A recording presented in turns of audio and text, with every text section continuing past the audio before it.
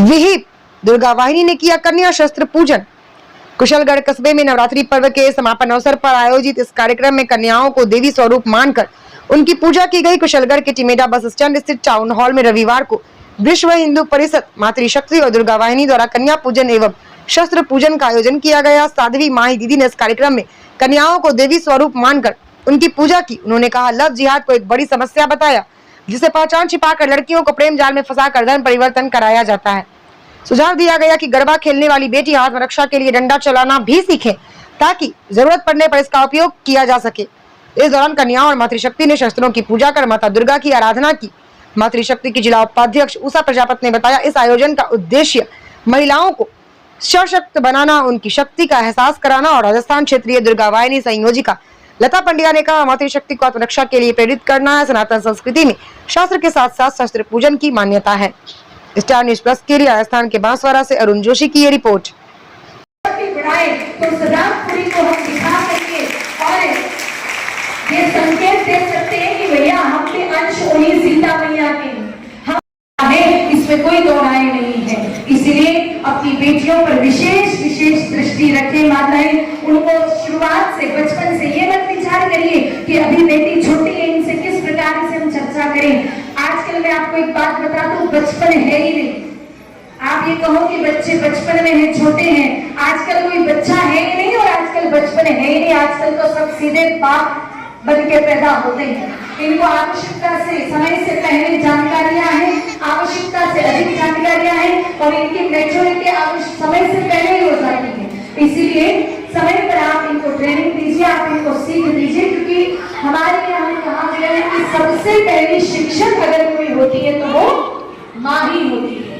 माँ ही अपनी बेटियों को उचित मार्ग दिखा सकती है। और इस प्रकार के संगठन जैसे दुर्गा वाहिनी है, उसी प्रकार के जो हमारे हिंदुत्ववादी संगठन है, इस संगठनों में बचपन से ही बच्चों को आप ऐसी प्रेरणा दीजिए कि वहां पर वो जाएं, वहां की बातें सीखें, ताकि बच्चों में शुरू से ही राष्ट्रवाद का और बच्चों में शुरुआत से ही हिंदुत्व का भाव सदैव बना रहे। क्योंकि याद रखना, कोई विजातीय विवाह करता है या विधर्म से विवाह करता है, वो तो पशु से भी गया पीता है, क्योंकि पशु भी अपनी ही जात में वंश उत्पत्ति करने का नियम पालन करते हैं। और कोई इंसान होकर के, कोई मनुष्य होकर के अगर विधर्म हमारी सनातन की भोली भाली बेटियों को फंसा करके और लव जिहाद के नाम पर उनका धर्म परिवर्तन करवाया जा सके।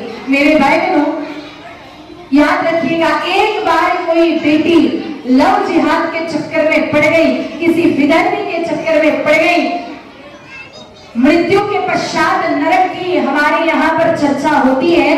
लेकिन जिस लड़की ने, जिस कन्या ने किसी विधर्मी से विवाह कर लिया, उसका जीवन तो जीते जी नरक है।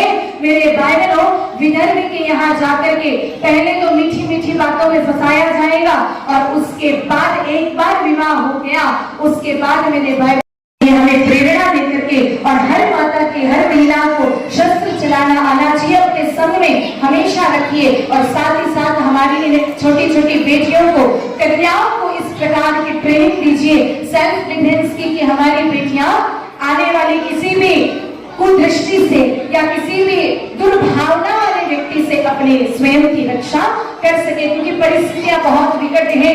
मेरे भाई बहनों, आए दिन विधर्मियों के माध्यम से हमारी भोली भाली सनातन की बेटियों को अपना नाम बदल के, अपनी आईडी बदल करके, फेक आईडी बना करके और फिर हिंदू बेटियों को बहलाया जाता है, फुसलाया जाता है।